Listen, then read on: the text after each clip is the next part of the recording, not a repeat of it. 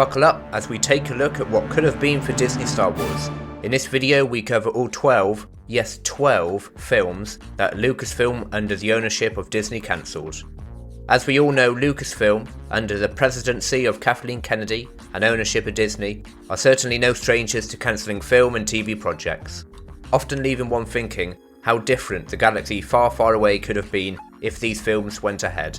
We will now break down the 12 cancelled Disney Star Wars films, why they were cancelled and what they entailed. There are some crackers in here and also some duds, so be sure to stay till the end of the video as it's sure to be an interesting one. Cancelled films 1, 2 and 3, George Lucas's sequel trilogy.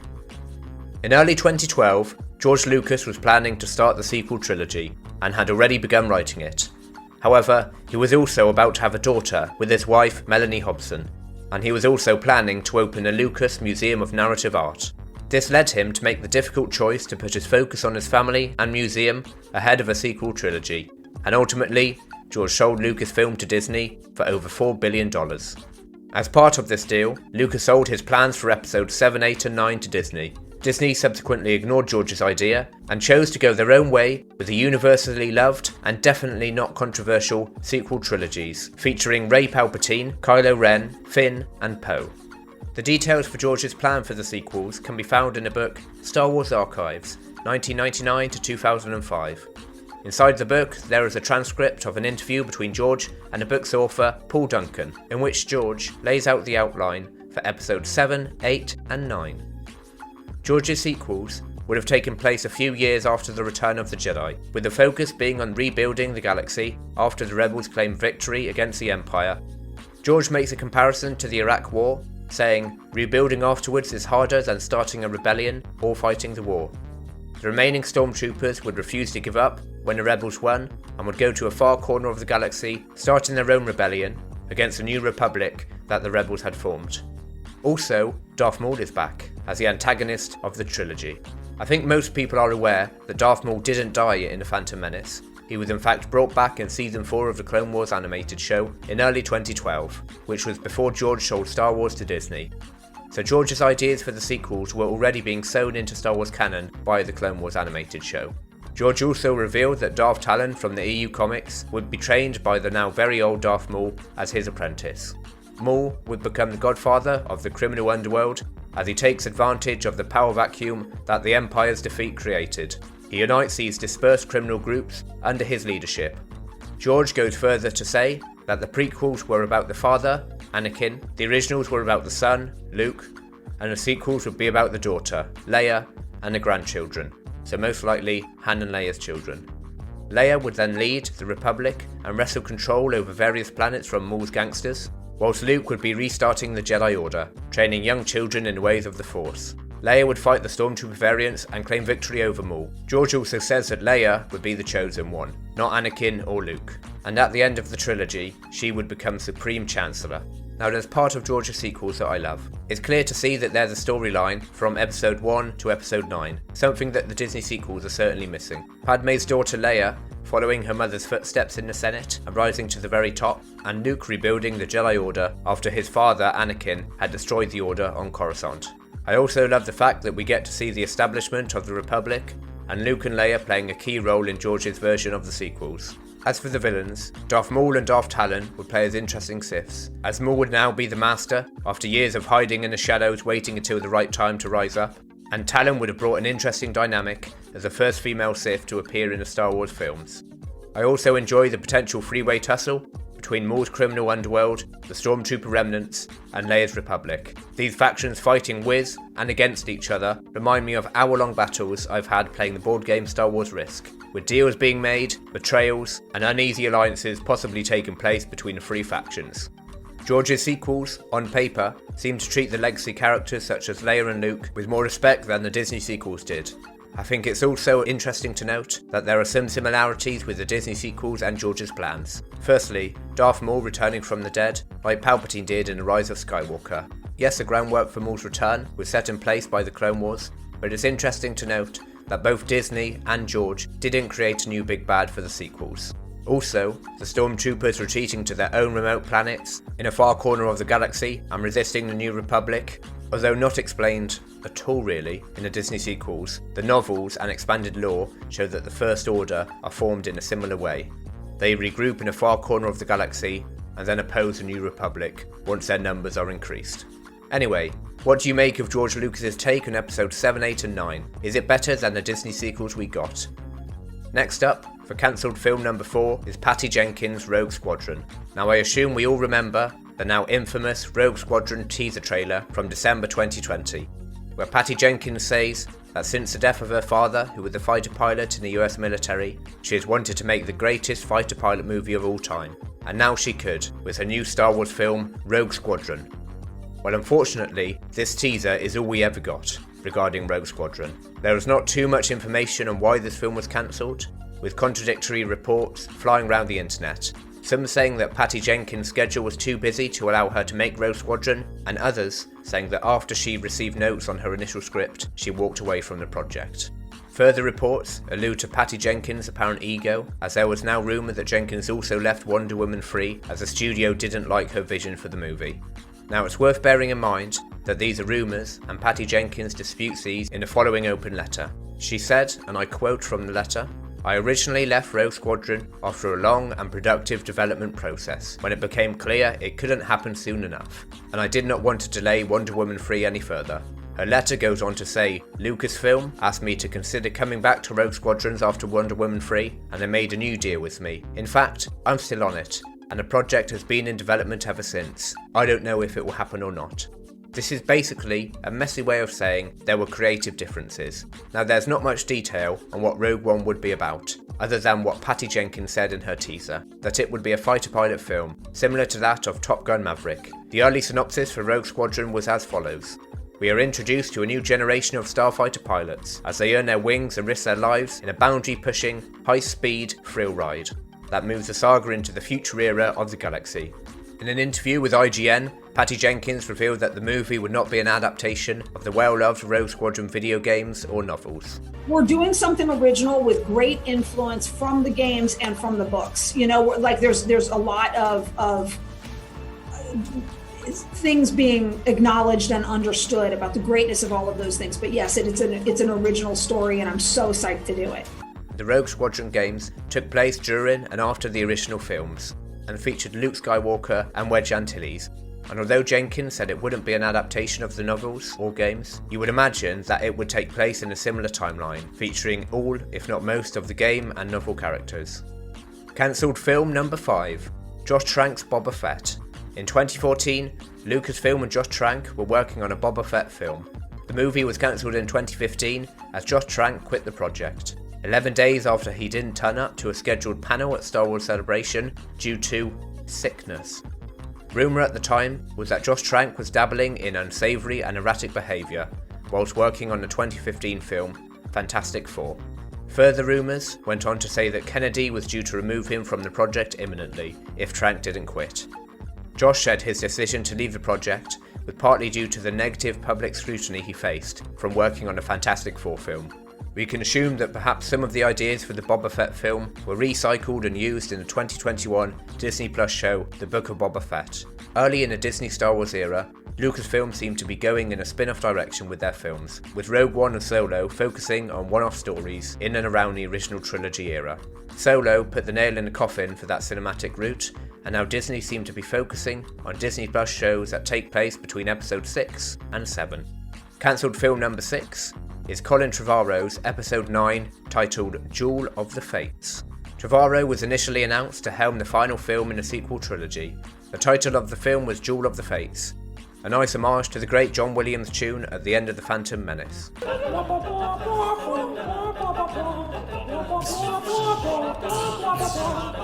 Kennedy was unhappy with Trevorrow's initial script, and some more rewrites later, neither party were happy with the finished script, and Trevorrow was removed from the project.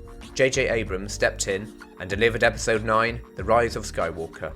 I think there's rare common ground between the sequel lovers and sequel haters, that the episode 9 we got was certainly not a good film, and it's interesting to see what Trevorrow's version would have been. Trevorrow's scripts were leaked and confirmed as being authentic, and in these leaks, we got a really detailed view of how Trevorrow's episode 9 would have gone. Here's a summary of the leaked plot. I say summary, it's quite long. 1,000 years later. But as this is one of the only times we get to see a full script of a scrap Star Wars film, I think it's worth going into some detail. So, Episode 9 takes place several years after the events of The Last Jedi. General Hux is Chancellor and takes control of Coruscant. The First Order prevent outer planetary communication as they want to stop the rebels,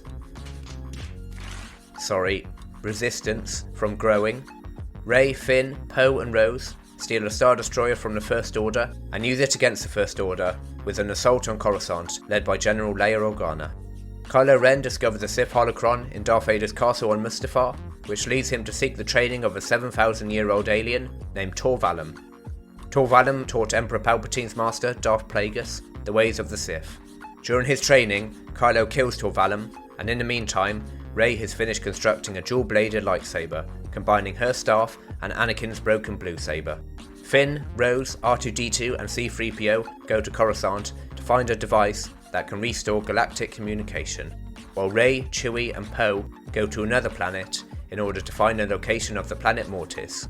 Now Mortis was in an ethereal realm that existed outside any star system, with many believing it to be where the Force was originated from. Mortis makes its only canon appearance in a Clone Wars animated show, Season 3, Episode 15 to 18.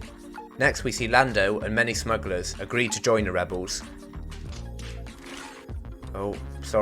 Resistance, for an attack on Coruscant. Throughout the movie, Force Ghost Luke appears to Kylo, berating and taunting his nephew, and Luke also appears to Rey and encourages her when she doubts herself.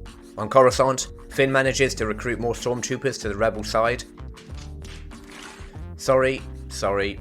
Resistance side, whilst Rey, Poe and Chewie locate Mortis. They are attacked by the Knights of Ren, who they ultimately defeat.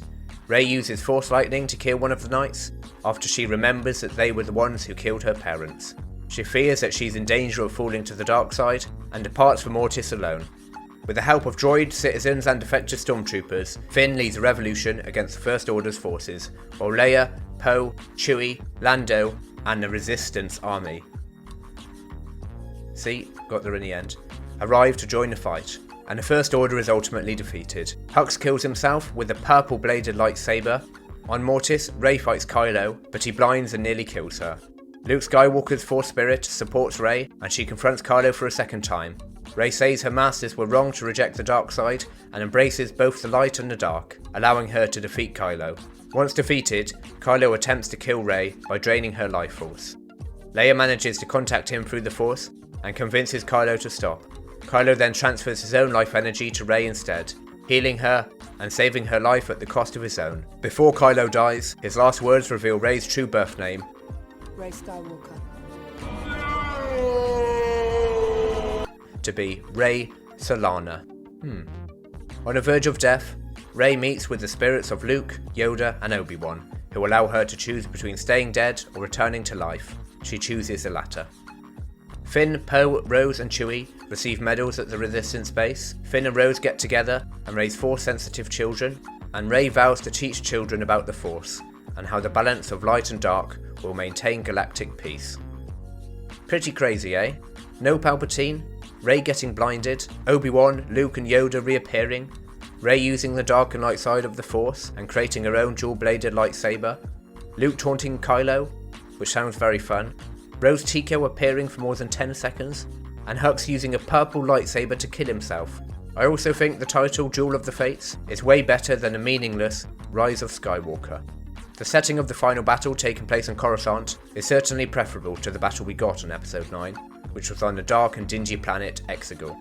If you look at it, there are a few similarities to the J.J. Abrams Episode 9 we got, such as Kylo force healing Rey and then dying. It doesn't mention anything about a kiss in Trevorrow's script, which is probably for the better. Lando recruiting people to fight the First Order, Rey using Force Lightning, and Finn leading ex-stormtroopers against the First Order. So what do you make of Trevorrow's script compared to the Episode 9 we got? It certainly treads newer ground than J.J. Abrams' version does, although ultimately I think both have substantial issues, primarily stemming from the fact that they had to pick up the non-existent setup that Rian Johnson's Episode 8 left them. Regarding Rian Johnson, this nicely brings us up to the next cancelled film, or in fact, his entire cancelled trilogy. Cancelled films 7, 8 and 9, the Rian Johnson trilogy. In 2017, there was a plan for Rian Johnson to direct a trilogy outside of the Skywalker saga. It seemed that Kathleen Kennedy and those at Lucasfilm loved working with Rian Johnson on Episode 8, and when The Last Jedi came to the end of its production cycle, Rian pitched the following idea. A new trilogy, 3 movies, 1 story, new characters, new places. Let's start fresh. Now the details are sparse on what this trilogy would be about, and when in a Star Wars timeline it would take place, but we do know it wouldn't carry on the main Skywalker timeline. Now it's worth noting that these plans were set in place before the general public got to see Johnson's Episode 8, The Last Jedi. And as we know, The Last Jedi certainly wasn't short of controversy and was pretty unanimously hated by Star Wars fans. When The Last Jedi was released, the wheels of his trilogy started to come off straight away.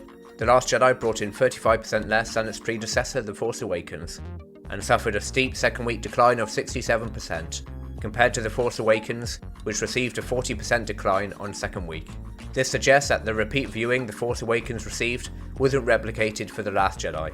The reception from movie critics for The Last Jedi was incredible, scoring 91% on Rotten Tomatoes. However, that's less than half the picture, as the Rotten Tomatoes audience score currently sits at 42%, with over 100,000 ratings being counted. If we look beyond the box office, the real impact of The Last Jedi can be seen. There are hundreds and thousands of videos made by Star Wars fans claiming that The Last Jedi was the most divisive and disappointing Star Wars film since the prequels.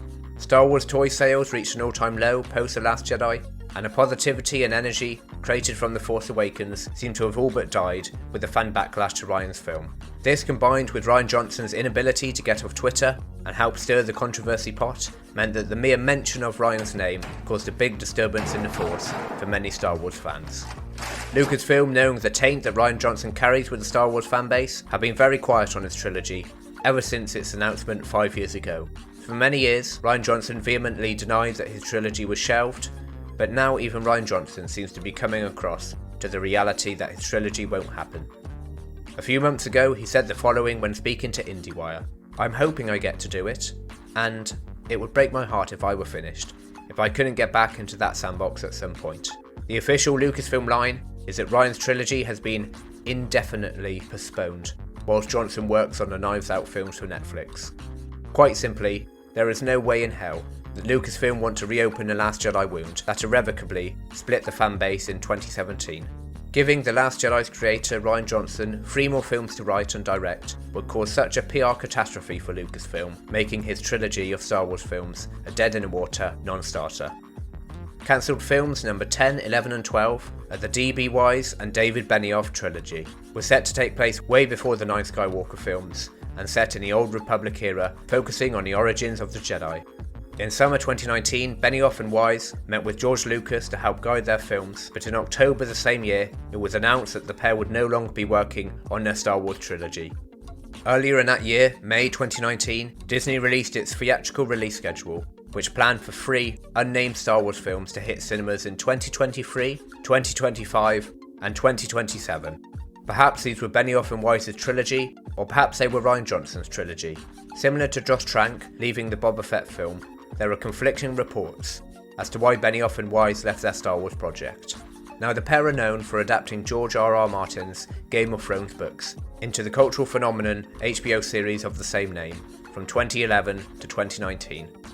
The pair seemingly rushed the last season, Season 8, and refused HBO's offer to have more episodes in the final season, which only contained 6 episodes, 1 less than the amount of episodes in Season 7, and 3 less than the 10 episodes Season 1 to Season 6 had.